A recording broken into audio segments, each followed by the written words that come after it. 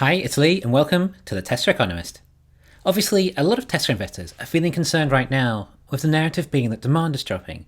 There are obviously a plethora of reasons for this, the issue being that it's eating into margins, which is thus reducing profit.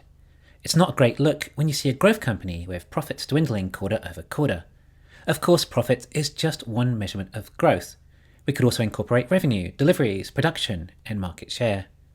Now, there are various solutions to this profit issue, and by the way, when I say issue, I'm of a believer that this is just temporary, and in the long run, Tesla will get past this. But right now, it's not the easiest to be a car company, especially one that is trying to grow dramatically, while also having relatively high price in these economic times. Of course, if history is anything to go by, the economy will recover within time, and the cyclical auto industry with it.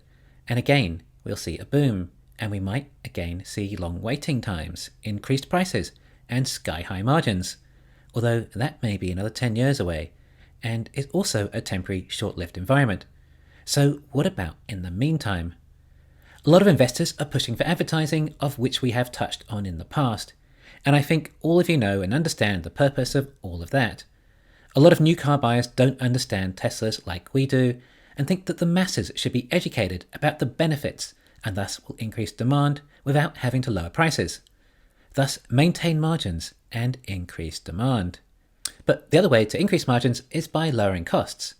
We kind of expect Teslas to be profitable, very profitable. And when I say kind of expect, I'm talking about the way the stock is priced.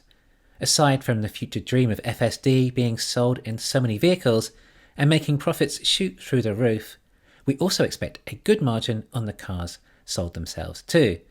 If Tesla can't raise prices as they need a lot more demand, and particularly in a weak auto market, then they have to lower costs. And not even by that much. We just need to lower prices by about $5,000 across the board per vehicle, or perhaps about 15% cost reduction. And then we get back to seeing some great margins and profits, and especially operating profit, as Tesla's deliveries are up so much more these days. Also, the other thing is that this doesn't have to happen overnight either. The market is forward-looking and somewhat expect this to happen over time. There seems to be an overall expectation that the cost of EVs will come down as soon as the overall bandwidth of the industry and supply chain increase, and new technologies sprout, more economies of scale kick in, etc. For example, we hear Elon tell us that the profit to be made from a lithium refinery is insane right now. The free market will eventually build more refineries. There'll be new processes and techniques to further reduce cost, and eventually the refined lithium will come down in price. Tesla are even trying to lead the way with new refining processes with their new Corpus Christi refinery. They say they're doing this for others to learn and utilize, rather than actually vertically integrating into the refining business themselves. They're trying to lead by example, and would rather not if they didn't have to. The same goes for mining. We also have battery companies like CATL and BYD working on lower cost cells that Tesla can also purchase. And those cost savings will be passed on. Tesla still have positive cash flow, but if things did get worse in the economy and Tesla had to lower prices further, then perhaps the cash flow might start to become negative. However, Tesla's prepared themselves for this. Elon's been through tough recessions in the past and learned from them. Even with negative cash flow, Tesla could keep going for years without having to raise more cash. In those years, Tesla will find more ways of saving costs so that eventually it will become positive again.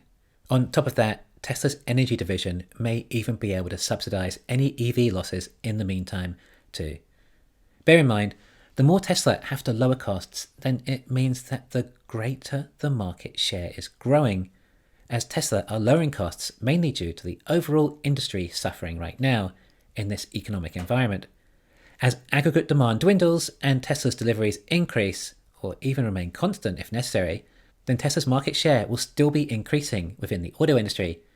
Every quarter, when Tesla increases sales, it generally means that legacy lost a sale to Tesla somewhere. So where can Tesla cut costs? Well, the most expensive element of an electric vehicle is still the battery itself. So let's take a look at what Tesla can do there. In fact, they're already doing exactly what I said. Tesla have brought a new Model 3 long range out. It is now offering 33 fewer miles of range. I think this is the thing to come that we'll start seeing. Tesla is going to start offering less in their vehicles to match these new price points. It's actually kind of like shrinkflation. Tesla have new price points to aim for a larger mass market and no longer targeting the more luxury market. And I believe a lot of the Model 3 Highland update we will see will reflect this. My thoughts are that the Highland is more than just a facelift for new headlights and tail lights. I think it's also the hardware 4 upgrade. But on top of that, I think there'll be a lot of costs removed as well.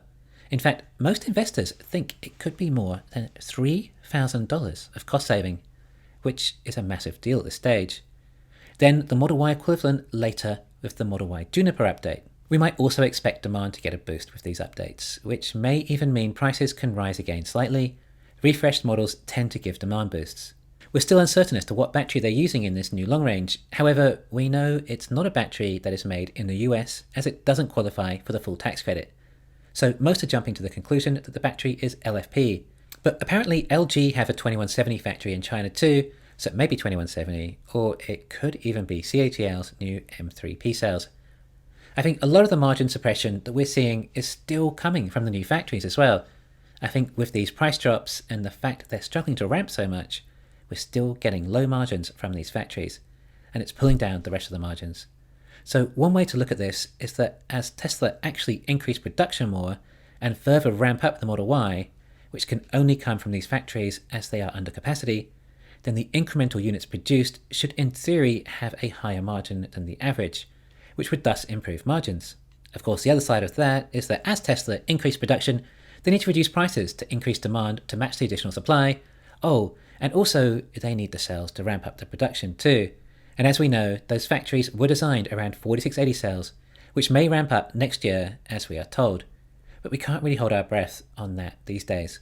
However, Berlin is now taking the initiative and moving over to BYD blade batteries, which are structural, meaning Tesla can use the front and rear castings in that factory now. This could save a lot of cost in shipping and tariffs from China, and allow better economies of scale if Berlin can ramp up further, i.e. this is potentially a great cost-saving initiative. Of course, it's just a means until we do hopefully get the lower cost 4680s in high volume production, which is still the key and will in theory provide the necessary cost savings required. There are still economic issues with commodity prices and the US dollar too, which in time should correct themselves and improve. Not to mention the obvious sign of interest rates eventually lowering. The less consumers spend on interest payments, then obviously the overall lower cost of the car too, which will be another way of saving costs. However, we are still seeing some sticky inflation that is not going away, although there are mixed views here too, and some people think we are dealing with a lot of lagging indicators. But I'm sure as a Tesla investor, you're also all too familiar with this matter right now as well. Thanks for listening. Please hit the thumbs up and subscribe. You can follow me on Twitter and talk to me on Patreon.